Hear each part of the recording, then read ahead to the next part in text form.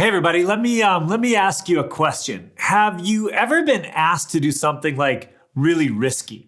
So a number of years ago, my wife and I, we had the opportunity to head down to Central America, and we were speaking for this group that was just outside of Belize City. A group of teenagers. We did a retreat with them. It was super cool, awesome, had a great time with them. And then after the retreat was over, we actually went back to their town, which was on the outskirts of Belize City, but it was this really unique environment where they built this kind of community. They had paved roads and pretty nice homes. Their ancestry, where they'd come from in the early 50s, their families had come down from Mexico and had actually built this community in near the city of Belize, and it was pretty amazing. And anyways, we got to go and hang out with them, and it was really fun. And then I remember one evening we were there. We were doing some different seminars with parents and student stuff. And one evening they called Jen and I up and they say, "Hey, we're going to drive out into the jungle. You need to come with us." So it's 10 o'clock at night. It's pitch black. And we show up at the place where all the students are gathering. And immediately we start jumping into this one truck. And by we, I mean a whole bunch of us. Seriously, 6 people inside the truck. And then another 5 to 8 in the back of the truck. And so we're sitting in this truck. And I'm like, oh, okay. So we're seriously going to go ripping out of the town, sitting in this truck. And I'm like, I think this is sort of normal.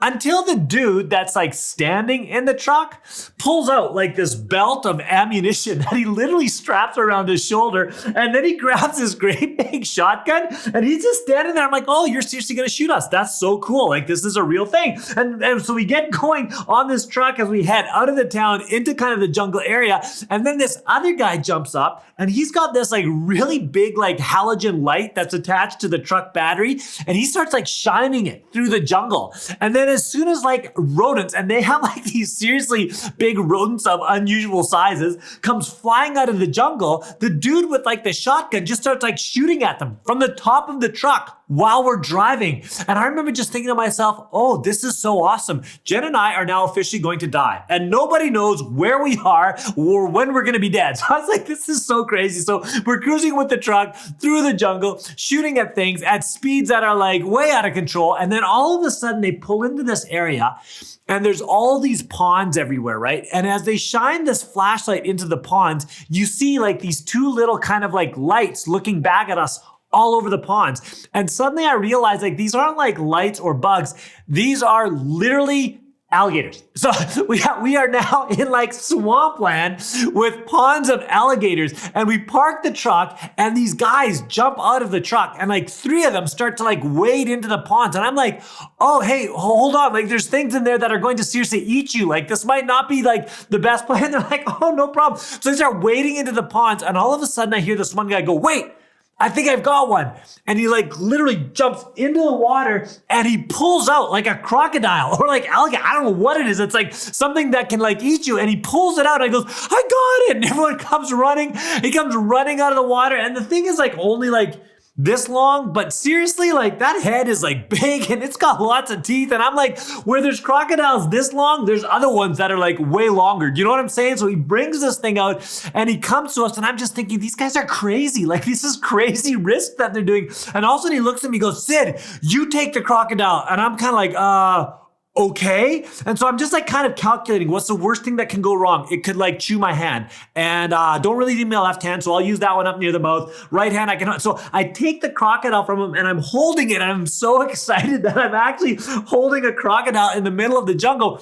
And then as we're finished, I'm kind of hey, what do I do with it now? And they look at me and they go I guess you could let it go. And I'm like, and then what? Because I'm right next to it, and right now it doesn't like me very much. And I remember thinking, it's so funny because it was risky to hold it, and now it's risky to let it go. So finally I kind of toss the thing, and then it just spins and starts chasing me. And I run to the truck and dive into the back of the truck as fast as I can. Everyone else is laughing. They think it's awesome. And I'm just so excited that I can still walk. To this day, I can still walk.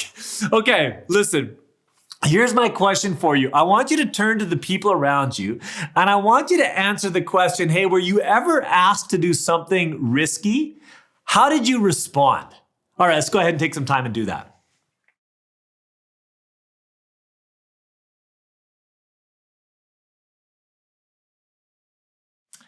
Hey, if you're someone who's chosen to follow Jesus, I think one of the things that you've probably heard might be phrases like Jesus loves you, has a wonderful plan for your life. We've talked about it, on the weekend retreat or after the retreat, we talked about this idea that he wants us to have life and have it abundantly. But one of the things that we don't always talk about is this idea that if we choose to follow Jesus, there's also going to be risk involved. One of the phrases that Jesus used more than any other phrase when it came to following him was that if we're going to be his follower, we need to deny ourselves, take up our cross, follow Jesus. And what that means is that there's going to be times when he's going to ask us to take risks, and the risks are real. It might be a risk of relationship. Let's say there's someone in your school that nobody else likes, that people are mocking and treating really poorly, and God asks you to love and serve that person, but it could cost you a position in that community, and you go, hey, that risk is real, but this is what God's calling me to. So you lean in. Or it might be a moment when you're asked to stand for what is true or what is right. And you know that if you stand for what is true or what is right, that could be offensive to other people as well, but the risk is real, but you know God's calling to you to it, so you choose to take that stand. Hey, when it comes to following Jesus, risk is real. But here's the question that I ask myself. When I find God calling me into these places where he's asking me to step in and take a risk for his kingdom, not just for things like alligators, whatever, that stuff, but when it's really real about his kingdom work, about loving him and loving others, and the risk is real, here's what I find. I find myself in these moments where I have to ask the question, hey, am I going to allow fear to control me? Or am I going to allow God to control me and step into this place of risk for the sake of his kingdom and his work in my life? And here's the point I want to make, you guys. Risk is real. But God is always enough. When we actually have a vision for who God is, we can trust him even in risky situations because we can know that God is enough. Okay, in the Old Testament, there's this really great story of this lady named Esther. Esther is from the Israelite nation. She's a Jew. She's living in the land of Babylon where her people have been taken into captivity. She's been living with her cousin Mordecai. And Mordecai is a really committed follower of God. What's really interesting is Mordecai is not well liked by other people in this nation because he doesn't bow down to their gods and he doesn't follow their most important people. And in fact, there's this individual named Haman that's a part of this nation. And he loves to have people bow down to him, but Mordecai would never bow down to him. Why? Because Mordecai knew that he wanted to follow only the true God. And he would only do what God called him to do because he believed it was right. He believed it was good. And so he wouldn't bow down to Mordecai, and it made Mordecai so angry. So here's what happens. The king of Babylon, his name was Xerxes, had lost his queen because she didn't really want to listen to him very much. And then he kind of put together this contest to find a new queen. And the queen he chose was Mordecai's cousin Esther. So she becomes the king's queen. One day, Haman comes to the king and he says to Haman, Haman, could you grant me a request? Could you make a decree that says one day, 1 year from now, it could be open season on all the Jews that live in our land. We could plunder their property. We could remove them from our land. Could you make an open season one day, 1 year from now to get rid of these people who are here? Why? Because Haman hates the Jewish people because Mordecai, who's a Jew, won't bow down to him. So the king says, okay, he puts this decree out, and now it's going to be open season on the Jews one day, 1 year from that moment. Well, Mordecai hears this, and he begins to mourn for his people. He begins to grieve for his people because what's happening, and he does so right outside of Queen Esther's palace. The queen had yet to hear about this. And so Queen Esther comes to him and says, Mordecai, what's wrong? And Mordecai says to the queen, he says, hey, listen, Esther, I need you to go and beg for our people before the king, because there's been this decree that's gone out that it's going to be open season on all of our people here in this country one day, 1 year from now. So Queen Esther looks at Mordecai and essentially she says, Mordecai, you don't understand what you're asking me to do. Like this is risky for me to do. You can't just go before the king and you can't just make requests to the king, unless you're invited in. And the king hasn't invited me in for a really long time. And here's what she says. She says, if you go before the king without being invited in, if he doesn't extend his scepter to you, you're dead. The rule of the land is you are immediately executed as a way of protecting the king. And Mordecai says to Esther, he says, Esther, you gotta go because your people are relying on you. You need to take the risk. The risk was real for Esther. I love how Esther replies to Mordecai. She processes what she's been asked to do, and then listen to what she says in Esther chapter 4. We'll start in verse 12, and we'll just read to the end of verse 14. Here's what she says. when Esther's words were reported to Mordecai, he sent back this answer. Do not think that because you are in the king's house, you alone of all the Jews will escape. For if you remain silent at this time, relief and deliverance for the Jews will arise from another place. But you and your father's family will perish. And who knows but that you have come to a royal position for such a time as this. Okay, there's 3 things that Mordecai says to Esther to get her to move from being controlled by fear to be willing to take the risk that God would have for her. 3 things he says to her. Listen to what he says. He says, if you remain silent at this time, if you choose not to take a risk, here's what's going to happen. Number 1, relief and deliverance for Jews will arise from another place.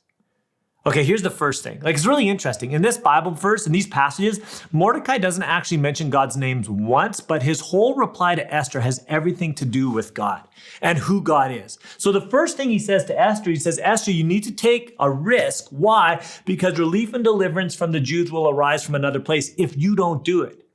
And here's what Mordecai's saying. He's saying, listen, God made a promise years ago. In fact, if you look in the scriptures in Genesis 16, God made this promise and he said to the people of Israel that there would always be a remnant. He would never allow them to completely perish. And here's what Mordecai is saying. He says, if God has made this promise, he will fulfill his promise because nothing can keep God from fulfilling his promises. God is all powerful. So he says, Esther, you should go. It's interesting to me. There's a lot of things, you guys, that I'm not very good at. I'm really limited. I'm limited by skills. I'm limited by knowledge. I'm limited by just so many different things, limitly. I remember, stupid story. I remember we were trying to help my son, go for his license. And I realized that on my car, I only had one license plate on the back of my car, not on the front. And I realized that in BC, if you want to go and do your license, and cars in BC are supposed to have license plates on both the front and the back, that you got to have it on the front and the back. But I only realized this the night before he was supposed to go for his license. And so I remember just thinking to myself, how am I going to find my son, the license plate so he could go and do his test so he can get his license, because it takes months to be able to get an appointment. You know what that's like. That's how it was in COVID all the time. It's really hard to get it. And so I remember just thinking, how can I do this? And I thought I couldn't do it. And then I remember thinking why would they only ever give me one license plate? Why was it that when I went to the insurance place, they only gave me one license plate for my car when you're supposed to have 2? And then I remember I woke up at 3 or 4 in the morning. And all of a sudden I thought to myself, wait a second, what if there's actually 2 license plates and I put them both on the back of my car? How stupid is that? And I remember going out to my car and taking the screwdriver and taking the license plate off and realizing, there was 2 license plates, not one. We had both of them. And I remember just thinking to myself, Sid, you're so dumb. You don't think about these things when you're supposed to think about them. And I remember just realizing, Sid, you are a limited dude. Hey, here's the reality. As human beings, we are all limited people. There's lots of things we can't do. There's lots that's against us. Again, our lack of knowledge is against us. Other people are against us. Sometimes it feels like we ourselves are against us. We know the good things we should do, but they're so hard to do. But here's the thing I need you to know, that while we are limited, God is not. There's nothing that limits God. Listen to what it says in Psalm 135. It says, the Lord does whatever pleases him in the heavens and on the earth, in the seas and all their depth. He does whatever pleases him. Nothing can stop God from doing what he wants to do.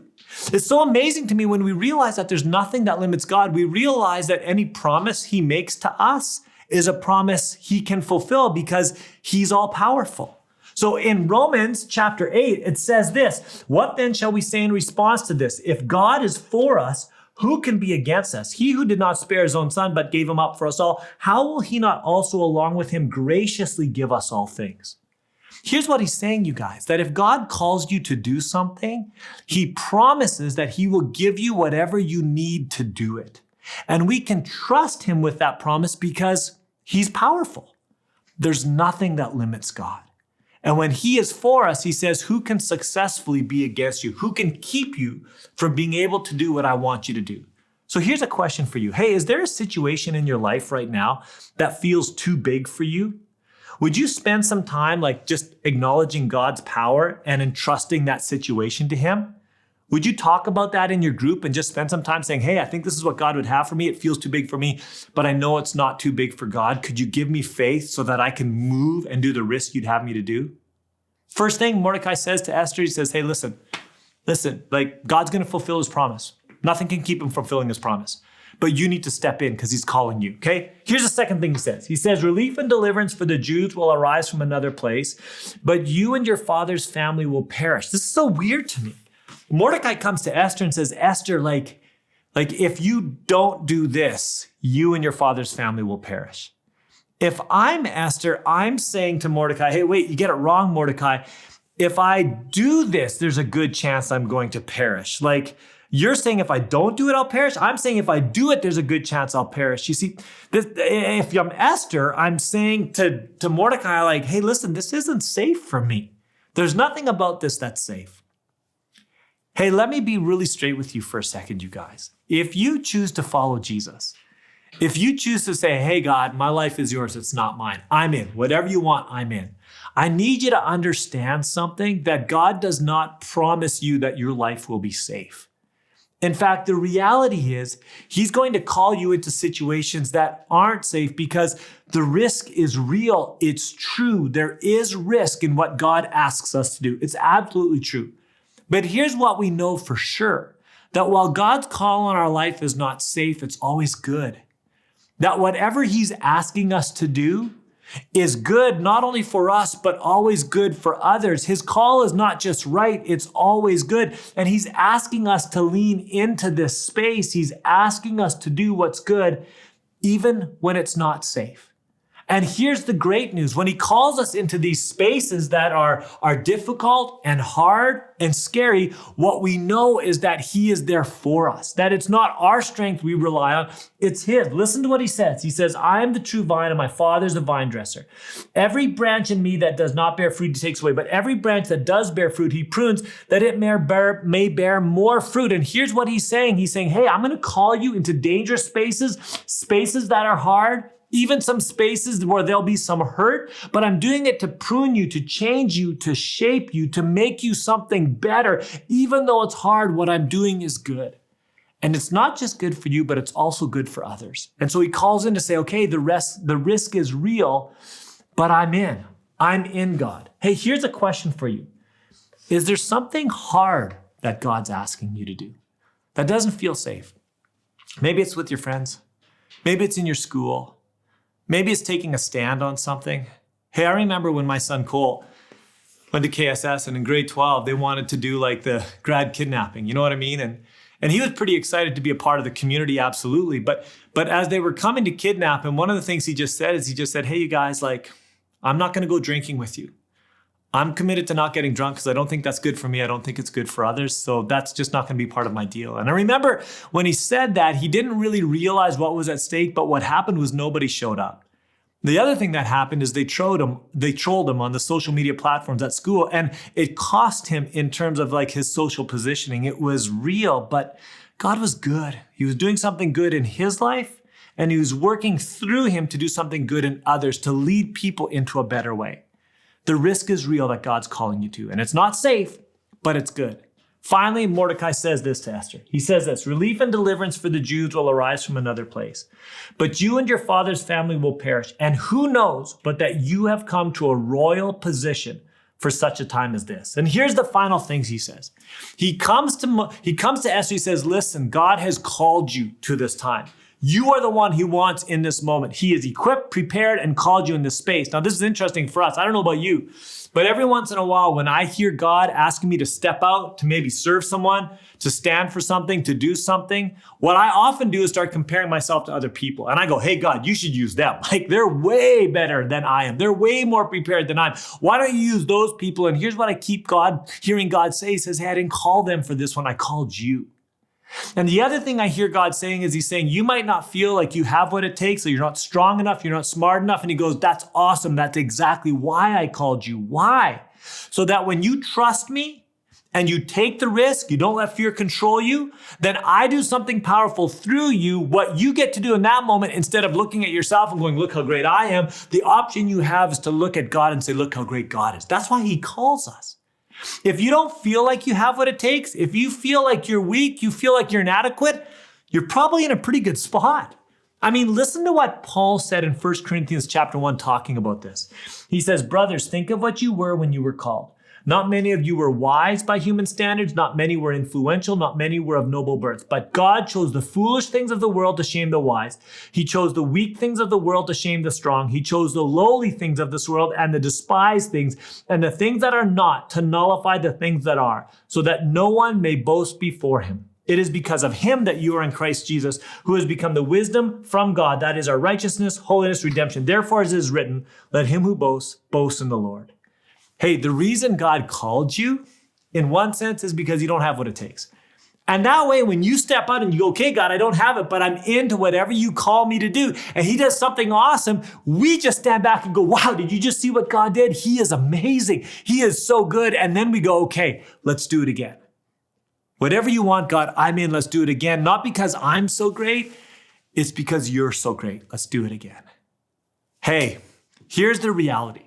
If you're going to choose to follow Jesus, man, then there's going to be real risk. And God is calling us to be like Esther, the lady that God called to stand for her people, even though it may have cost her her life.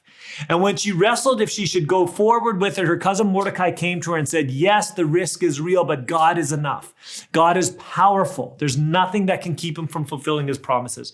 God is good. What he's calling you to is not safe, but he's always calling you to what is good. And God is wise. You may not feel like you have what it takes, but God knows, and he's called you to a time such as this. So go in, take the risk. Why? Because God is enough. Hey, here's what I want you to do. In your small groups, I want you to spend some time talking about what are some of the risky things that God may be calling you to do. And how do we need to focus on like God's character so that we can have the courage to not allow fear to control us, but rather to know who God is so that we step into the risk for God's glory to show how amazing he is, for our joy so that we can actually live the life he's calling us to, and for the good of others. How can we be like Esther?